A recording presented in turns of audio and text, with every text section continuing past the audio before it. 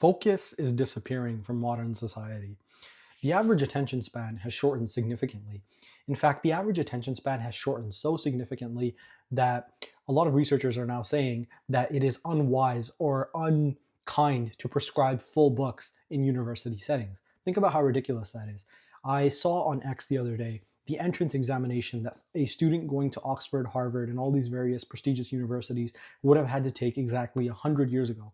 100 years ago, they were expected to know classical literature, they were expected to know Greek, they were expected to know Latin, they were expected to have read a lot of these works of classical literature and then choose one to write an essay about to send in for their admissions process. And you just compare that to today, and the decline in literacy, the decline in attention span, the decline in our ability to synthesize information has just been absolutely astronomical. A lot of young people can't focus, and obviously the go-to to blame for this is modern technology and social media algorithms. There are lab rats working for Meta right now, designing, literally working out how to hack your dopaminergic, reward system to get you to stay on these doom scrolling apps, Instagram, X, TikTok, Facebook, YouTube Shorts for as long as possible. A lot of people can't focus, especially in a university and school setting. And this is sad. A lot of the greatest books ever written, a lot of the greatest works ever written, a lot of the greatest literature ever written need you to focus in order to synthesize the information contained within them. So, I haven't read The Brothers Karamazov by Dostoevsky, but I have read Crime and Punishment. I have read War and Peace. I have read The Count of Monte Cristo. And a lot of these books, when I sat down about a year and a half ago to read down War and Peace, I couldn't do it. It's one of Tolstoy's greatest novels, one of the greatest novels ever written, right? I've heard The Brothers Karamazov might be one of the greatest novels ever written, but I haven't gotten to that. When I sat down to read it, I couldn't read it. This is about a year and a half, 2 years ago. And the reason I couldn't read it is because I was watching a lot of YouTube at the time. And because I was watching a lot of YouTube at the time, you realize, like, when you watch YouTube, and even if I was watching productive content, right, I like to watch a lot of documentaries on ancient Rome, right? That's my thing. But if you're watching a lot of documentaries on ancient Rome, mind you, they're narrating for you, they're providing the visuals for you. All you have to do is sit back on your couch, eat popcorn, and watch, right? It's a very passive activity. Whereas when you're reading, you have to read the information, you have to synthesize the information, process the information, you have to read between the lines a little bit, and then you have to create mental imagery in your own head. There's all these different mechanisms at play, all these different neurological processes that are working, to create the mental imagery so that you can have an enjoyable experience reading the novel. And that's something that I just couldn't do.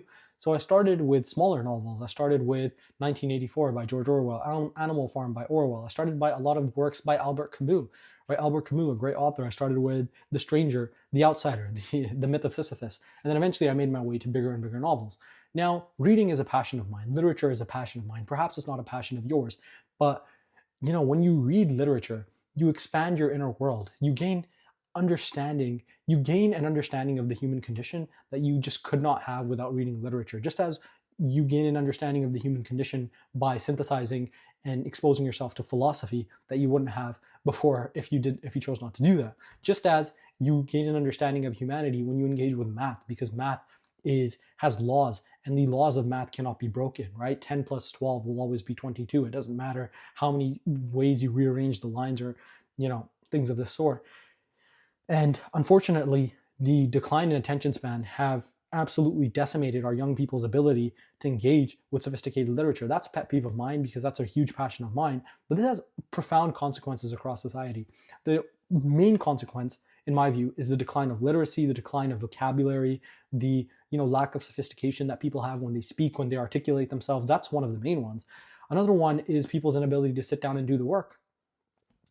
I was speaking with a professor once about a year and a half ago, and we were discussing a lot of the novels that I like to read, and it was an English professor, mind you, and he said that, he was retiring. It was his last year at the university that I was attending, and he said that the amount of reading that existed in a course 25 years ago versus the amount of reading now, it's astronomical. He's like, in a university course about 30 years ago, it was typical to have 3 or 4 novels that you were expected to read in one class over the course of the entire semester. He's like, that wasn't unusual. Now they print out papers with little snippets and have you read those little snippets. And a lot of the time, kids don't read those either. They just use AI and summarize them. So the decline in literacy and the decline in vocabulary is one. The decline in application is another one. You have to realize that humans learn by applying themselves. You learn by applying yourself. So if you read a complicated text and you synthesize the information and you have to write a 2,000 word essay on what you think the meaning of, that particular paragraph or that particular story is, you have to apply yourself. You have to think, and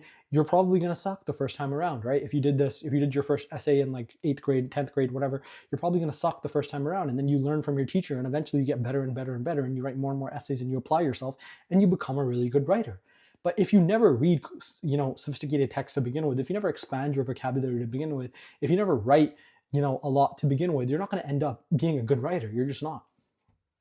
Right? So writing is a skill that's disappearing from modern society as people outsource that to AI. People's ability to sit down, concentrate, and another one, huge one, is concentration. Why do we have an entire generation of especially young kids that are on ADHD medication, that are on ADD medication, that are on like Prozac and Adderall and all these different medications from an extremely young age, like Vyvanse?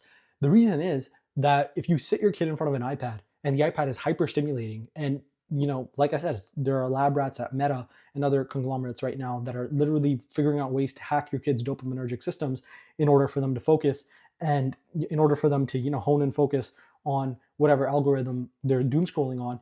And you take the visual cues from the iPad, the flashing lights, the fact that they can refresh their feed every few seconds, and you sit them down in front of a teacher with a book. Of course they're not going to focus. Of course. The way you deal with this addiction, because it is an addiction of sorts, is you taper them off slowly, and then you get them to focus on the books at hand. But that's too much work. So we just prescribe our young people Adderall, Vyvanse, and all these medications. We overprescribe them. There are some people that probably do need them, but we prescribe them by a huge margin. So focus is disappearing from modern society. Soon the world will be divided between those that can focus and those that cannot focus. Even all the opportunity that will come, there's always opportunity, ladies and gentlemen. If you're feeling nihilistic, I want to say that there's always opportunity. There were more millionaires created in the Great Depression of 1929 than in the preceding few decades before that. Think about that. The Great Depression, where if you read Of the Grapes of Wrath by Steinbeck or Of Mice and Men by Steinbeck, and you look at like just how much havoc the Great Depression wreaked on American society, or if you're familiar with the Depression, in Canada and the US, it wreaked a lot of havoc on society, but there were more millionaires created during that period than at any time before. Why? Because they knew how to leverage arbitrage, because they were looking out for opportunities, and you can't look out for opportunities if you do not have focus. You look at the adaptations and advents with artificial intelligence that are taking place. The only way you're going to be able to use these to your advantage is if you have focus, if you can sit down and do the boring work. Doing the boring work, ladies and gentlemen, is a great skill in life, and it's disappearing from modern society. So if you can regain this skill, you will give yourself an unprecedented advantage in the times to come, because the world truly will soon be divided between those that can focus and those that cannot focus.